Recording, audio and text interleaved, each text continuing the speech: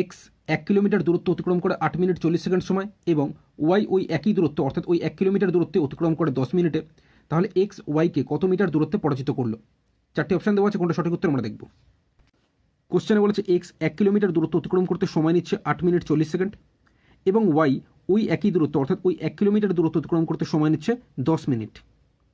এবার আমি দুজনের এই সময়কে অনুপাতে আনতে চাইছি। তো অনুপাতে আনতে হলে দুজনের সময়ের একককে একই হতে হবে, অর্থাৎ এখানে এক্সের সময় এই যে 8 মিনিট 40 সেকেন্ড আছে আর ওয়াইয়ের এই যে সময় 10 মিনিট আছে, হয় তোমরা দুজনের সময়কে মিনিটে নিয়ে আসো অথবা দুজনের সময়কে সেকেন্ডে নিয়ে আসো, ঠিক আছে?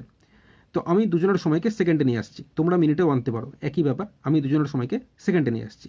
তো সেকেন্ডে আনতে হলে আমরা মনে মনেই করতে পারবো এক্সের এই যে সময় 8 মিনিট 40 সেকেন্ড, এই পুরোটা মানে কত সেকেন্ড কীভাবে পাবো আমরা জানি 1 মিনিট সমান 60 সেকেন্ড, তাহলে 8 মিনিট সমান 8-এর সাথে 60 গুণ করলে 480 সেকেন্ড, আর এটা তো 40 সেকেন্ডে মানে এটা তো সেকেন্ডে আছেই, তাই 480 সেকেন্ডের সাথে 40 সেকেন্ড আমি যোগ করে দেবো, যোগ করলে 520 সেকেন্ড, তাহলে 8 মিনিট 40 সেকেন্ড মানে হচ্ছে 520 সেকেন্ড।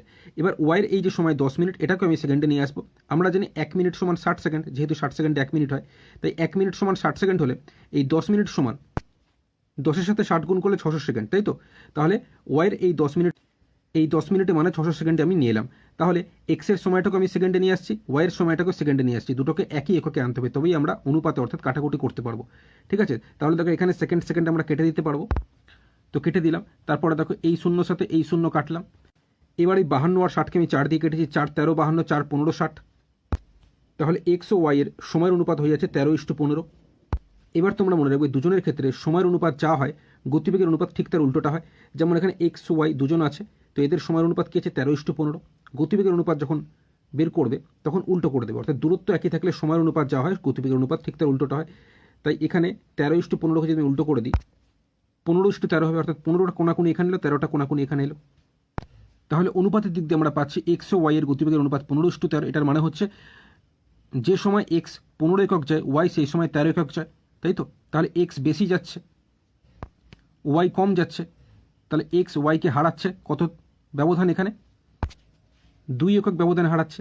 মানে এক্স যাচ্ছিল কত? এক্স যে সময় 15 একক যাচ্ছিল ওয়াই সেই সময় 13 একক যাচ্ছিল, তাই তো? তাহলে কত ব্যবধানে হারাচ্ছে? এক্স যাচ্ছে 15 একক, এই 15 এককের থেকে 2 একক ব্যবধানে হারাচ্ছে, তাই তো? কোশ্চেনে জানতে হচ্ছে এক্স ওয়াইকে কত দূরত্বে পরাজিত করলো। অ্যাকচুয়াল প্রতিযোগিতাটা হয়েছিল 1 কিলোমিটার, 1 কিলোমিটার মানে 1000 মিটার। তাহলে 1000 মিটারের প্রতিযোগিতায় কত মিটারে হারাচ্ছে ওটাই জিজ্ঞেস করছে, তাই এর সাথে আমরা কী করবো? 1 কিলোমিটার মানে 1000 মিটার, এর সাথে 1000 গুণ করে দেবো, ব্যাস। এটা কাটাকুটি করলে আমরা অ্যান্সার পেয়ে যাবো। আমি 15 আর 1000কে 5 দিয়ে কাটছি, দেখো 5 3 15, আর 1000কে যদি 5 দিয়ে কাটি তাহলে কত হবে? 200। 2-এর সাথে 200 গুণ করলে 200 দুগুণে হচ্ছে 400, নিচে থাকছে 3, 400কে 3 দিয়ে ভাগ করলে 133/1/3 মিটার, অর্থাৎ সঠিকভাবে এক্স ওয়াইকে 133/1/3 মিটারে হারাচ্ছে। এই 133/1/3 মিটার আছে অপশন ডিতে, তাই অপশন ডি হয়ে যাবে সঠিক উত্তর।